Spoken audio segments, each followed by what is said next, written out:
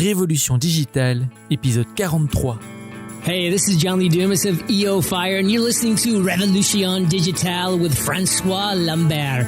Each week, François brings you global business leaders sharing the secrets of their success in French. Francophone entrepreneurs, this is for you. Prepare to ignite. Bienvenue sur Révolution Digitale, le podcast des nouveaux entrepreneurs. Get the top tips from leading global entrepreneurs in French. Chaque semaine, nous parlons avec des entrepreneurs qui ont réussi et partageons leur expérience avec vous. Join the entrepreneur revolution now and get ready to succeed. Et laissez-vous inspirer avec votre hôte, François-Paul Lambert.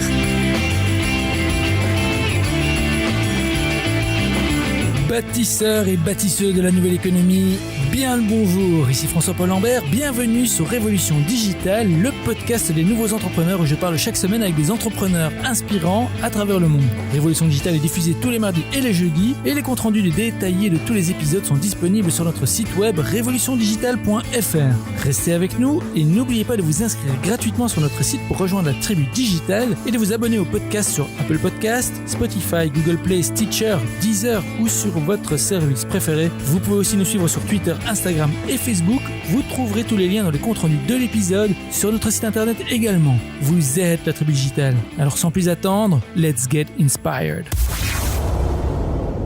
Nous retrouvons aujourd'hui une entrepreneure d'origine camerounaise dont les mots d'ordre sont innovation et excellence. Après ses études à Londres, Rotterdam et Paris, elle fait ses armes auprès de plusieurs entreprises européennes et américaines et s'installe aux Pays-Bas. Passionnée par l'innovation technologique dans les systèmes de santé et dans l'accès aux soins, elle a l'idée en 2013 de Medix eHealth Center. L'objectif de ce formidable projet est de devenir le premier hôpital numérique pour les pays émergents, un espace où toute personne pourra se connecter virtuellement via Internet pour chercher, contacter et échanger avec le corps médical à travers le monde. Tribu Digital, je suis très heureux d'accueillir aujourd'hui Patricia Monté. Patricia, bonjour. Bonjour tout le monde. Alors moi, je suis une femme de 34 ans, pas mariée, sans enfant pour l'instant. J'ai beaucoup investi dans ma carrière et dans les causes auxquelles je crois. Parmi ces causes, ici, les étrangers au plus haut sommet, dans la société européenne et à l'international. Et bien entendu, François a mentionné un petit peu ce que je fais dans la santé pour les pays émergents à côté. Wow, merci pour ça, Patricia. Merci beaucoup de nous rejoindre aujourd'hui et je sens que vous allez nous inspirer.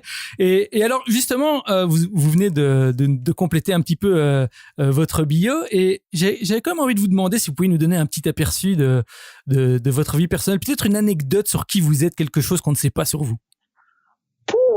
Je dirais super result driven comme personne et bosseuse, super bosseuse, déterminée et pour qui the sky is the limit or is not the limit, we will say. Ouais. Le ciel est la limite. Alors, pour revenir un peu sur terre, bon, vous vivez aux Pays-Bas et pourquoi vous avez choisi les Pays-Bas pour vous installer? Ça, c'est une belle. Bon, je suis d'origine camerounaise, comme vous avez mentionné, et donc quand j'ai 18 ans, je veux venir continuer les études en Europe ou aux États-Unis. L'Australie est le premier choix, mais très rapidement, maman me dit c'est très loin, et donc on avait une autre option qui était la France, puisqu'on parle français au Cameroun, et l'autre option était l'Angleterre. L'Angleterre coûtait super cher.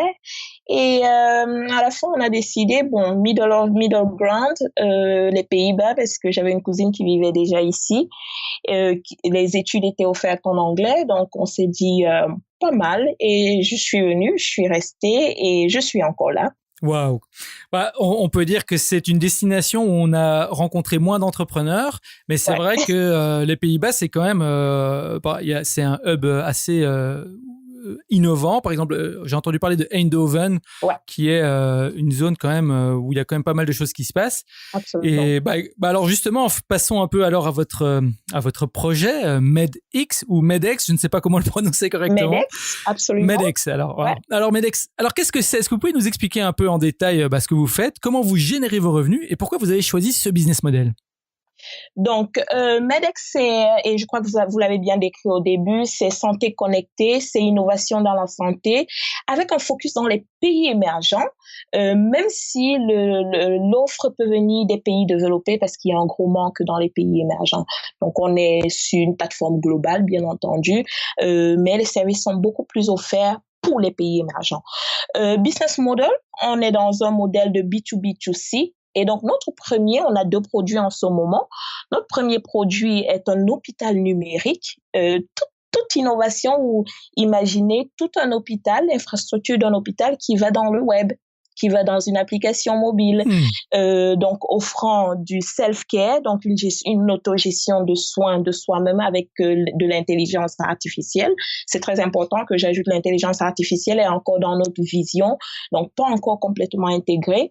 Un service de soins primaires, de soins secondaires, de soins tertiaires, tout ça inclus dans l'application ou dans la version web. Et l'idée est venue parce qu'on s'est dit, on a fait beaucoup d'études sur le système de santé dans les pays émergents venant du Cameroun. On s'est rendu compte qu'il y avait des gros gaps sur le marché, manque de ressources humaines, manque financier, manque d'infrastructures, manque d'éducation parce que la recherche est en général faite en Europe ou aux États-Unis. Et comment est-ce qu'on pouvait supporter le manque de ressources qui étaient disponibles dans les pays développés? C'était en tapant sur la technologie et en permettant toutes les ressources qui sont disponibles ici de se connecter avec la population des pays émergents et à travers ce partage de ressources, créer une interconnexion déjà localement, mais aussi au-delà des frontières. Donc, c'est de là qu'est venue l'idée et ça nous a pris un peu de temps pour construire toute la technologie parce qu'on a construit de zéro jusqu'à l'hôpital qu'on a aujourd'hui. Très complexe processus à mettre en place. On a eu besoin de certains des plus gros calibres là-dehors. J'ai eu le CMO, le Chief Medical Officer de Dell dans mon équipe. J'ai eu un des médecins d'Harvard. J'ai eu beaucoup des membres d'étudiants basés ici aux Pays-Bas ou en Angleterre pour construire le tout, quoi. Et aujourd'hui, on a le tout. Mais comme on sait, avec l'innovation, il y a un temps d'adoption et c'est ce qu'on traverse aujourd'hui à travers beaucoup d'éducation dans les pays qui sont nos cibles, quoi. Wow, une belle équipe en tout cas. Mais alors comment ça fonctionne concrètement donc les personnes dans les pays émergents doivent avoir une connexion à Internet.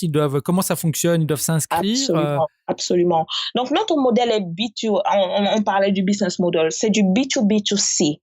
Donc la plateforme en elle-même, de manière générique, est disponible aujourd'hui. Et un médecin peut s'inscrire. Donc il y a un cabinet indépendant pourrait s'inscrire et définir les besoins qu'il a en éducation, en équipement, et nous, on s'occupe de chercher avec nos partenaires en Europe ou aux États-Unis pour pouvoir les fournir à distance. Mais le médecin peut offrir aussi auprès des patients locaux ou des patients dans les environs à travers la télémédecine, des consultations, consultations dans tous sens, un check-up ou un deuxième avis en écrit. Et donc, il suffit de se connecter pour ce patient, se connecter en tant qu'individu ou se connecter en tant que famille, parce que c'est là où on fait la différence, parce que dans les pays émergents, la vie en communauté, c'est quelque chose qui est très souvent boosté et très intéressant. Donc, on organise aussi beaucoup de profils en famille. Et donc, en tant que famille, ils peuvent connecter avec un médecin pour se faire consulter pour un deuxième avis. Et l'autre partie qui rend notre innovation spéciale, c'est le système de paiement. Beaucoup de pays émergents ont à peine 5% de couverture en assurance. Et on entend beaucoup parler de la couverture universelle de la santé, couverture universelle ces derniers temps. Et ça, c'est parce que 95% de personnes achètent les soins de santé un petit peu comme tout e-commerce, tout produit de consommation courante. Et c'est souvent lourd, surtout pour des populations très pauvres. Et donc, on a ajouté, au-delà d'un paiement normal et la possibilité de travailler avec des assureurs, on est en discussion avec AXA en ce moment, la possibilité d'avoir la diaspora qui couvre les frais de santé de ses membres de famille.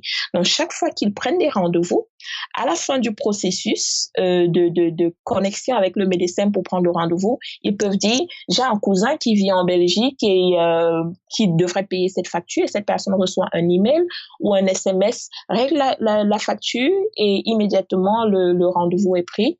Et toi, en tant que patient, famille, soit tu vas chez le médecin, soit tu lances le processus de télécommunication avec un smartphone dès que le rendez-vous est pris. Donc, à la fin, oui, l'Internet est vraiment nécessaire.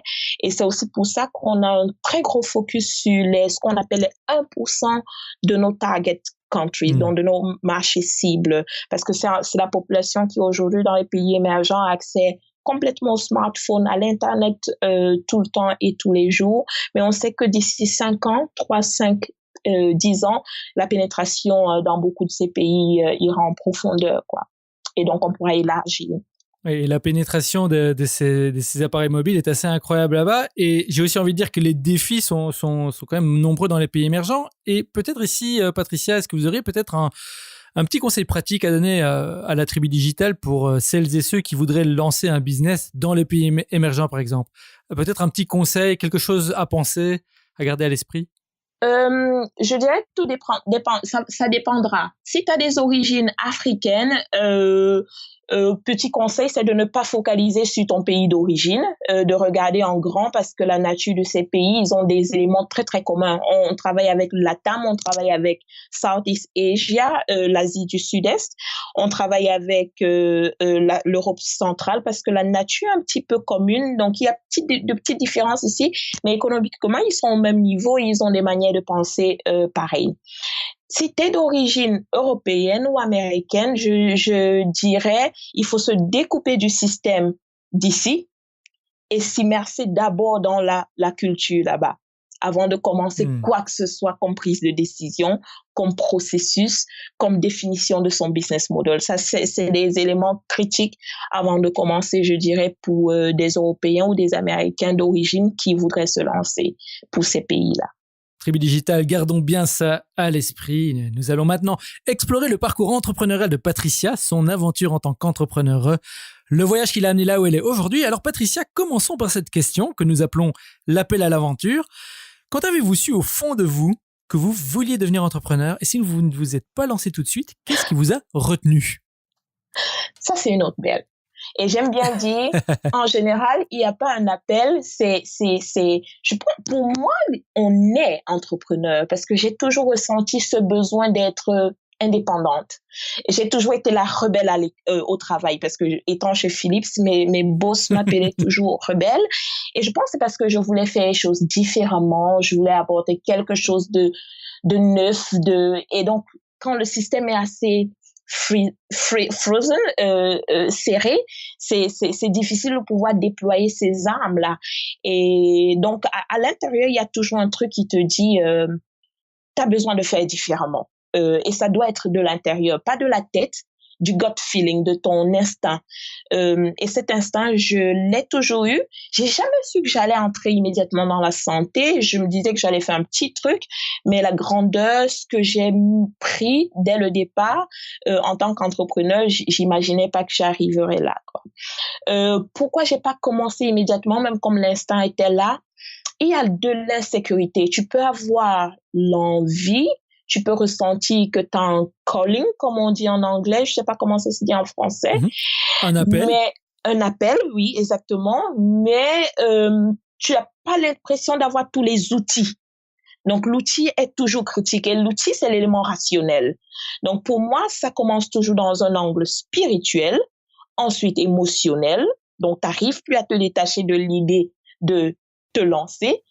Et à la fin, tu ne peux pas te lancer si tu n'as pas l'impression d'avoir les outils qu'il faut. Et dès que j'ai su que j'étais prête à le faire, je suis allée chercher les outils.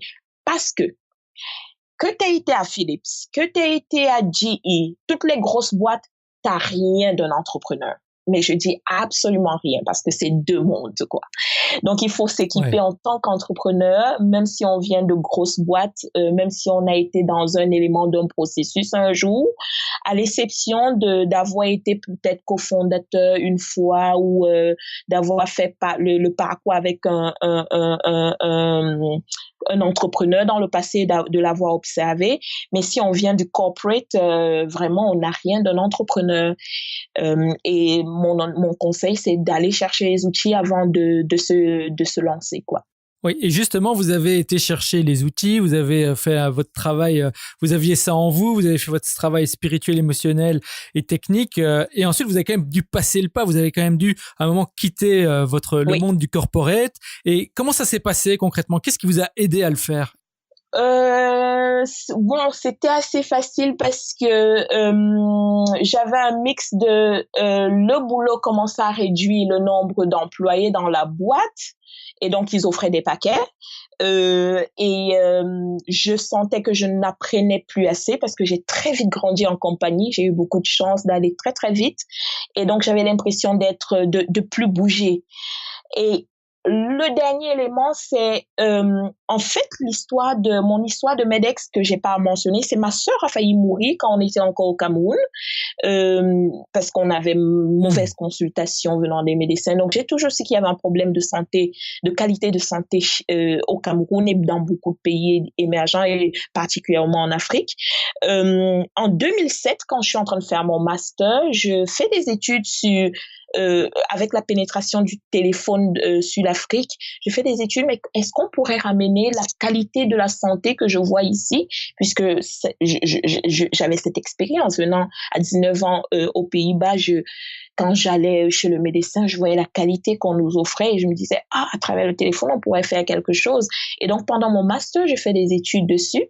À l'époque, l'Inde et le Kenya faisaient un petit peu dans le maternal health à travers des SMS. Mais le reste du monde ne parlait pas du health tech. Donc, j'avais identifié très, très clairement en 2007 déjà une opportunité là-bas. Mais j'étais pas prête. Donc, j'ai pris un travail en corporate. Autour de 2013, je commence à voir mes collègues de Philips. J'étais dans une nouvelle boîte, Office Depot. Je vois mes collègues de Philips qui commencent à bouger un petit peu dans le domaine de la santé connectée. Et là, je me suis dit, donc ça a été le troisième élément, l'histoire de la santé, avoir fait des recherches dans ce domaine pendant mon master, et je vois que le timing est bon, parce que je voyais Philips bouger autour de ce sujet, et je me dis, oui, l'Europe a besoin de santé connectée, mais c'est un produit de luxe pour l'Europe et pour les États-Unis en réalité. Les pays émergents en ont encore plus besoin et c'est en fait une utilité mais incroyable parce que l'accès, mais c'est terrible là-bas et l'accès de qualité encore plus. Et donc, c'est aussi pour ça que j'ai un choix vers les pays émergents.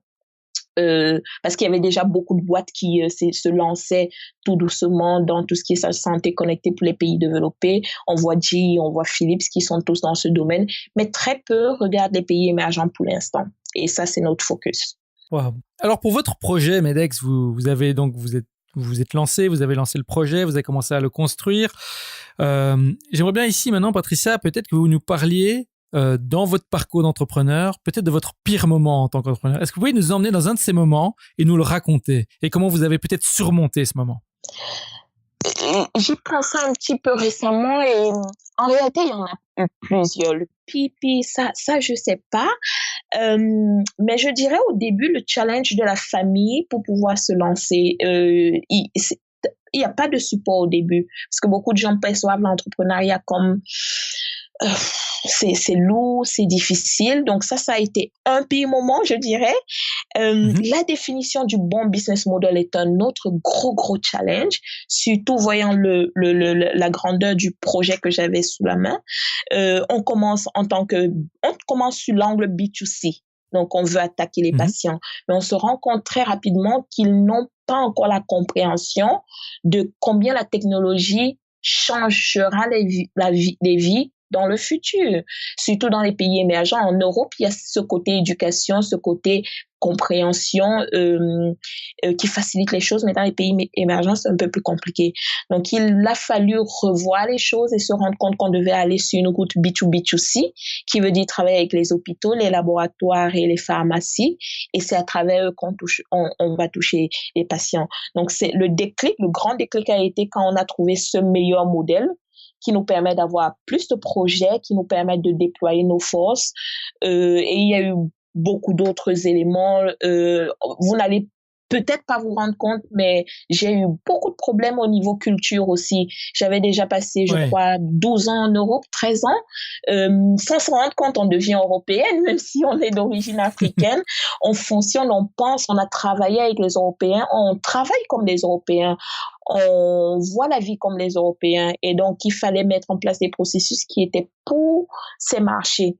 Donc il fallait rentrer, écouter aussi ces gens, les réécouter, essayer de réadapter tout en apportant l'élément positif qu'on connaît qui est disponible ici à travers l'éducation, à travers les immersions aussi dans ce monde et tenir la main. Donc l'élément culturel a été, donc je dirais c'est les 3 éléments critiques. Le bon business model, la famille qui a des difficultés à accepter de se lancer dans ce domaine et la culture, si il y a un focus vers les pays émergents, vers l'Afrique, vers les pays d'Asie, de Sud-Est ou d'Asie, le besoin, la manière d'appréhender les choses, de regarder le monde est absolument différent et les solutions devraient être adaptées à ces besoins et à cette approche, quoi. Oui. Alors vous avez bien montré ici, voilà, que la faculté de pouvoir s'adapter était très important. Vous avez la faculté de pivoter aussi par rapport pour trouver le bon business model. Et ça finalement c'est un peu des exemples de comment les choses par rapport ont été en votre faveur après avoir été un moment difficile. Et alors j'avais envie de peut-être rajouter cette petite question qui est comment est-ce que vous gérez personnellement les coups durs? On a des coups durs un peu tous les jours peut-être, mais est-ce que vous avez une technique à partager avec nous? Beaucoup de sport personnellement et beaucoup de méditation tous les jours. Wow. Tous les jours. Et je sais que plus tard, on va sûrement parler de ce qui nous inspire, mais avant de me rentrer dans le monde de l'entrepreneuriat, j'ai fait un gros travail spirituel. Et je pense et je suis convaincue que c'est un élément critique avant de se lancer dans l'entrepreneuriat. Parce que là, immédiatement, tu comprends, quand tu as fait un travail spirituel, que c'est un journey. Et dans le journey, il y a des hauts et des bas. Et quand il y a des bas, ça ne veut pas dire qu'on va rester en bas à vie. On va pouvoir remonter si on met le mécanisme qu'il faut. Si on se dit, oui, c'est pas beau tous les jours, mais ça deviendra et ça peut devenir beau parce qu'il y a personne qui reste dans le flou toute sa vie. S'il fait des efforts, bien entendu. Et c'est se lever chaque matin. Mais ça fait 4 ou 5 ans que je suis dans l'entrepreneuriat, même si j'ai eu un double job à un moment. Mais tous les jours, je suis debout, 5 ou 6 heures. Quand j'ai commencé toute seule avec l'idée, quand j'ai eu l'équipe, tous les jours debout à travailler sur ce rêve. Et un jour, il y a toujours des points qui permettent de... Là, je l'ai eu. Là, tout le monde perçoit ce dont je parle. Tout le monde comprend mon innovation. Et on commence à t'appeler. Et on veut t'entendre et on veut tes conseils et les gouvernements commencent à s'impliquer et je discutais avec AXA je crois il y a 1 ou 2 semaines et ils me disent les Nations Unies veulent lancer le programme avec la secrétaire générale des Nations Unies, il faudrait que tu sois dans l'équipe et donc ça va de là, mais il faut est-ce qu'on sait quand est ce jour? Personne ne le sait et pour pouvoir suivre il faut juste se dire mon gut feeling, mon instinct me parle, je crois en mon instinct. Je travaille dur tous les jours, j'ai une vision claire et je continue. Bien entendu, très important d'inclure la clientèle dans tout le processus. Parce que la clientèle envoie un signal potentiel, qu'ils achètent ou pas, ils envoient toujours un signal clair s'ils veulent ou pas ton produit. Voilà, et Tribe Digital, retenez bien ça. Et il y aura des jours durs, des jours sombres, mais il y aura toujours un jour qui ira mieux et ça dépend aussi de l'état d'esprit dans lequel vous vous mettez. C'est important d'entretenir ce bon état d'esprit. Alors justement, Patricia, est-ce que vous pouvez nous emmener ici très rapidement sur peut-être un de ces moments positifs, peut-être une idée ou une illumination que vous avez eue qui a permis on a parlé du pivot de du business model, mais peut-être une idée ou un moment qui a changé les choses peut-être dans votre parcours? Je dirais quand les premiers projets sont arrivés, et ça c'était en 2016, autour de 2016, oui. Il y a la police du Nigeria qui nous contacte. C'était même déjà le Nigeria n'était pas encore dans notre gros focus. Ils nous contactent et ils nous disent on veut digitaliser tout le système hospitalier, connecter avec tous les policiers. Et là, on s'est dit, ces gens nous ont trouvés en ligne et ils nous font confiance et pouf, donnez-nous votre devis, une proposition, on a besoin de ça, mais sur le terrain, on trouve personne qui a la capacité, la technologie et la connaissance qu'on a perçue en regardant en ligne. Et oui, donc ça a été fort. Ça a été fort. Mais je veux rajouter encore, parce que j'aime bien parler de journey. Pour moi, c'est très important pour que les gens n'aient pas l'impression que l'entrepreneuriat, c'est un moment. C'est un journey. Et sur le journey, on reçoit des petits signaux. Il faut pas ignorer les petits signaux. Les petits signaux, ça donne aussi ce côté super good, quoi, si t'arrives à le lire. Je me rappelle, dès qu'on lance en septembre, je lance autour d'octobre 2013, à travailler sur l'idée.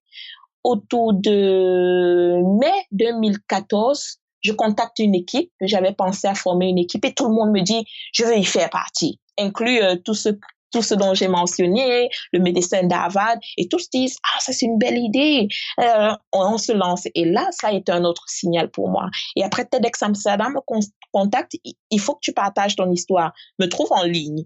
Et là, je sens qu'il y a quelque chose de fort. Je contacte des médecins des pays émergents, je les regroupe tous ensemble, ils sont tous partants.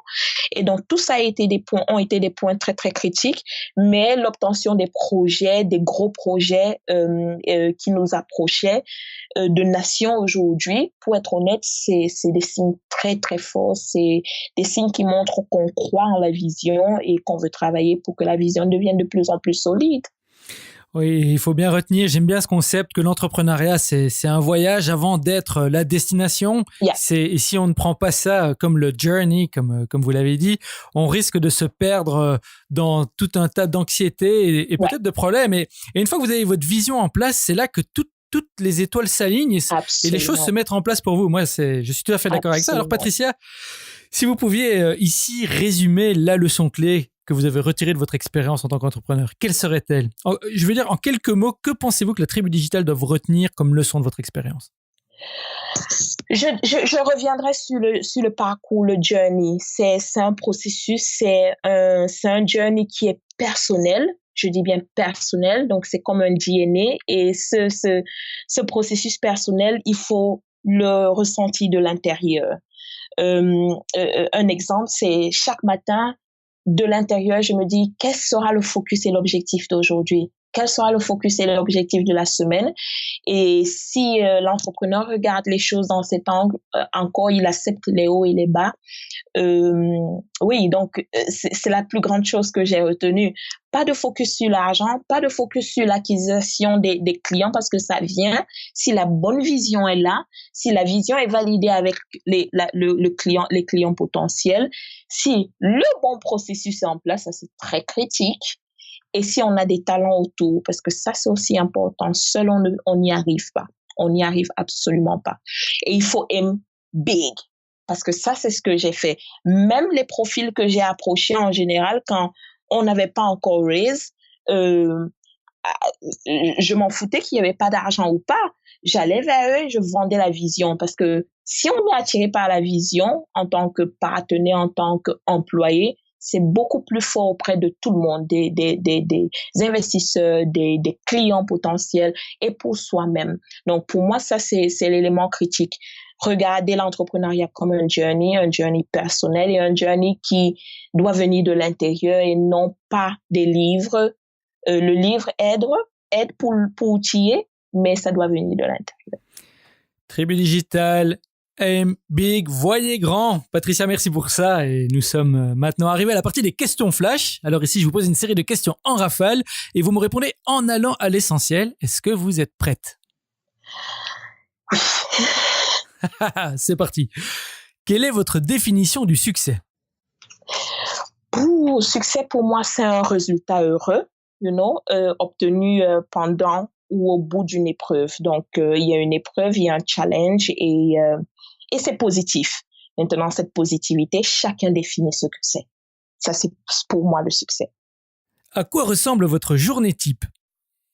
Est-ce que vous avez peut-être une routine? On en a peut-être un peu parlé avant, mais vous avez peut-être une routine que vous pratiquez chaque jour qui vous aide au quotidien? Absolument. En général, 5-6 heures debout. Première chose, mon téléphone, social media, qu'est-ce qui se passe? Quelles sont les tendances auprès de mes followers? Ensuite, mon email en général, encore dans le lit. Et après, un peu de méditation avec une tasse de café pour définir à quoi va ressembler la journée. Bien entendu, et c'est pour ça que je regarde les médias sociaux, c'est pour comprendre d'où vient la tendance de la journée que je mélange avec l'élément de méditation. Et donc, je vais dans la journée, midi, un petit lunch, déjeuner, aux Pays-Bas très court parce qu'on prend un bout de pain avec derrière son PC. J'aime bien faire le napping, donc une petite pause sommeil autour de 15h30, 16h si je suis à la maison. Si je suis au bureau, malheureusement, je peux pas. Mais si je suis à la maison, je travaille dans un hôtel parce que je suis en voyage. J'aime bien napper, ça me redonne de l'énergie. Je continue le boulot, les meetings de routine ou pas. Et en général, à 19h, sport et relaxation. Alors, si vous deviez recommander un livre pratique, quel serait-il et pourquoi? Comme j'ai mentionné tout à l'heure, ça va être spirituel, probablement The Alchemist, l'alchimiste de Paulo Coelho. Super livre. Et pourquoi? Comme mentionné, ça raconte le parcours d'un jeune qui recherche la gloire et donc il décide d'aller vers la gloire venant de rien sur le parcours. Il rencontre tellement de challenges, tellement d'épreuves. Et donc, quand on voit comment il traverse toutes les épreuves et comment il perçoit, comment il regarde les épreuves, on se rend compte qu'à la fin, c'est normal dans la vie d'avoir des épreuves. Qu'on choisisse d'être entrepreneur, salarié, qu'on reste à la maison comme une maman qui a choisi de pas travailler, on a tous des challenges. Le plus important, c'est avoir un focus, se demander c'est quoi la vision, est-ce que je veux être la parfaite maman, élever des enfants qui sont brillants, est-ce que je veux monter une boîte qui demain va gérer ou employer des millions de personnes. Quand on a le focus, on y va, on prend les hauts et les bas, on célèbre chaque fois qu'il y a du positif et je pense que c'est le focus de l'alchimiste et c'est super, super beau, brillamment décrit par Paulo Coelho, je trouve. Tribu Digital, l'alchimiste de Paulo Coelho, lecture obligatoire à mettre sur votre liste. Alors Patricia, quel outil ou application productivité ou autre, technologique ou pas, utilisez-vous régulièrement? J'ai mon téléphone en face et qu'est-ce que Siri me dit? Siri me dit Gmail Suite, WhatsApp et LinkedIn. Alors, qu'est-ce qui vous inspire ou vous passionne en ce moment? Quels sont les domaines qui vous paraissent prometteurs? Je dois avouer, quand on parle d'inspiration, je dois avouer que ces derniers temps, parce que j'ai tellement écouté, lu, suivi, discuté avec des mondes depuis 3 ou 4 ans. J'ai Cheddar.inc, je ne sais pas si vous connaissez, qui est une plateforme de vidéos en innovation. Il présente des innovations qui transforment les vies au quotidien, vraiment du petit au plus grand et c'est super beau tous les jours de pouvoir voir ce qui se passe à l'échelle internationale et donc je pique beaucoup et c'est beau de voir que tous les jours il y a des gens qui travaillent sur des choses super cool à travers des vidéos. Donc ça m'inspire beaucoup tous les jours. Domaine prometteur, bien entendu la santé, c'est le hip en ce moment, tout le monde veut y être parce que le café qu'on boit, l'eau qu'on boit va être connectée demain. On va vouloir comprendre quelle est la quantité qu'on a consommée, est-ce que c'est lié à notre état de santé. Donc, le monde risque d'être beaucoup connecté au health tech, ou on appelle digital health. Je dirais le mobility, la mobilité mobilité, je pense en français, Oui, mobilité. va être un domaine qui va beaucoup bouger. On entend parler du autonomous car, et il y a beaucoup d'autres éléments dans tout ce qui est mobility avec les bus, les camions, et je dirais l'agro. Qu'est-ce qu'on consomme? Il y a des carences ici et là dans le monde. Comment est-ce qu'on essaye de réduire les gaps? La technologie nous permettra d'adapter, de comprendre aussi la structure de beaucoup d'aliments et de voir si on pourrait compenser avec les données autour de tout ce qui est agro, qui est alimentation, qui est close the gap dans certaines régions, ou des régions où on n'arrive pas à avoir un certain type d'aliments. Est-ce qu'on peut adapter en créant des structures de terre qui permettraient de faire pousser un nombre d'aliments? Donc, pour moi, santé, mobilité et agro sont les top 3. Et alors, juste pour revenir sur les vidéos inspirantes, est-ce qu'il y a un site internet où on peut trouver ça? Je crois que je ne connais pas le site, où je pourrais vous l'envoyer plus tard, mais sur LinkedIn, parce que je suis sur mon feed, cheddar.inc. CHEDDAR.INC. Et la dernière question, c'est la question back in time. Alors Patricia, imaginons que vous ayez l'opportunité de remonter le temps et vous vous retrouvez face à votre vous de 18 ans. Vous n'avez que 5 minutes avant que le portail temporel ne vous ramène au présent. Avec l'expérience que vous avez maintenant, que vous diriez-vous? D'un point de vue pratique, que feriez-vous différemment? Et peut-être quel plan ou conseil précis vous donneriez-vous pour réussir plus efficacement et qui n'implique pas d'acheter des billets de loto, des paris sportifs ou d'investir en bourse? Je dirais me lancer dans l'entrepreneuriat. J'aurais fait ça plus tôt. C'est beaucoup mieux pour sa vie sociale, parce que c'est un peu difficile de combiner vie sociale et entrepreneuriat, surtout au début. Et à 18 ans, on a la chance, on a la capacité de pouvoir faire des erreurs, d'apprendre rapidement. Donc ça, je conseillerais à toute personne qui pense et qui ressent, qui a l'instinct de « je veux me lancer ». Faites-le très tôt. Voilà, et Tribu Digital, c'est une remarque qui revient à chaque fois dans le podcast. Il n'y a pas de... Oui, c'est vrai. Et c'est ça, il n'y a pas de moment pour se lancer. Et pourquoi attendre? C'est maintenant. Et comme Patricia l'a dit, le plus tôt étant le plus jeune, c'est à ces moments-là qu'on peut prendre des risques différents. Merci beaucoup, Patricia, pour ça. Et on est déjà arrivé à la fin de l'épisode. Alors, je vous remercie encore doublement pour toutes ces informations généreusement partagées avec nous. Et Tribu Digital, j'espère que vous avez bien pris note, car nous savons qu'il y en a parmi vous qui hésitent encore à se lancer. Et j'espère que l'aventure de Patricia vous inspirera à faire le grand saut. Alors Patricia, pour le mot de la fin, que diriez-vous à nos auditeurs de la Tribu Digital qui hésitent encore à se lancer dans l'entrepreneuriat ou qui se sentent bloqués? Si vous aviez un seul conseil à leur donner, quel serait-il? Je devrais trouver des partenaires rapidement, parce que la peur, on ne gère pas ça facilement. Donc, trouvez une ou deux personnes à qui vous vendez la vision. S'ils y croient, allez-y ensemble, prototypez ensemble, allez vers la clientèle ensemble, et ça vous donnera probablement un punch. Mais commencez maintenant. Patricia, merci du fond du cœur d'être venue nous voir aujourd'hui. Allez, avant de nous quitter, dites-nous comment rester en contact avec vous sur les réseaux sociaux ou ailleurs. Et si vous avez une annonce à faire, la Tribu Digital vous écoute.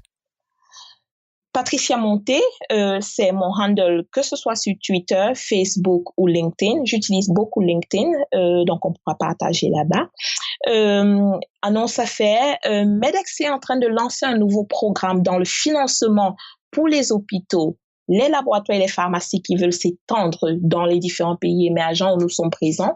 Mais si vous êtes en Afrique, en Amérique du Sud, en Asie Sud, du Sud-Est, ou en Europe de l'Est, et que vous voulez étendre votre business et que vous êtes dans la santé, contactez-nous ou contactez-moi à patricia.monté@medex.care. Et toute personne qui est intéressée, banque, financement et financer ce type de business, n'hésitez pas à nous contacter, parce qu'on voudrait faire du matchmaking, parce qu'il y a un gros besoin pour ce secteur et cette industrie dans les pays en voie de développement et émergents. Tribu Digital, vous venez d'entendre Patricia Monté partager avec vous son expérience et ses conseils. C'est à vous de jouer maintenant. Rejoignez-nous sur revolutiondigital.fr et tapez Patricia dans la barre de recherche. Vous aurez accès à sa page dédiée avec toutes les informations et les références dont nous avons parlé aujourd'hui. Et bien sûr, n'oubliez pas de visiter la page web de Patricia et de la suivre sur ses réseaux sociaux, LinkedIn et Twitter. Patricia, merci encore d'avoir partagé votre expérience et votre aventure avec la tribu digitale. Au revoir et je vous retrouve en backstage. Merci. Hey Tribu Digital, merci de nous avoir écoutés aujourd'hui. J'espère que vous avez aimé notre entrevue avec Patricia. Venez continuer la discussion avec nous sur Twitter, Instagram, c'est @RevoDigital et Facebook, c'est /Révolution Digitale. On vous y attend. N'oubliez pas non plus d'ajouter le podcast à votre liste iTunes ou abonnez-vous directement sur notre site web pour être notifié des prochains épisodes. Vous êtes la Tribu Digitale et souvenez-vous, tout semble toujours impossible jusqu'à ce que ce soit fait. Thank you for listening to our guest stories this week. Merci et n'oubliez pas de vous inscrire à notre newsletter pour encore plus de conseils qui vous aident à réussir. We hope you're inspired and ready to move forward with your entrepreneurial dream. À bientôt pour un prochain épisode de Révolution Digitale. Stay inspired!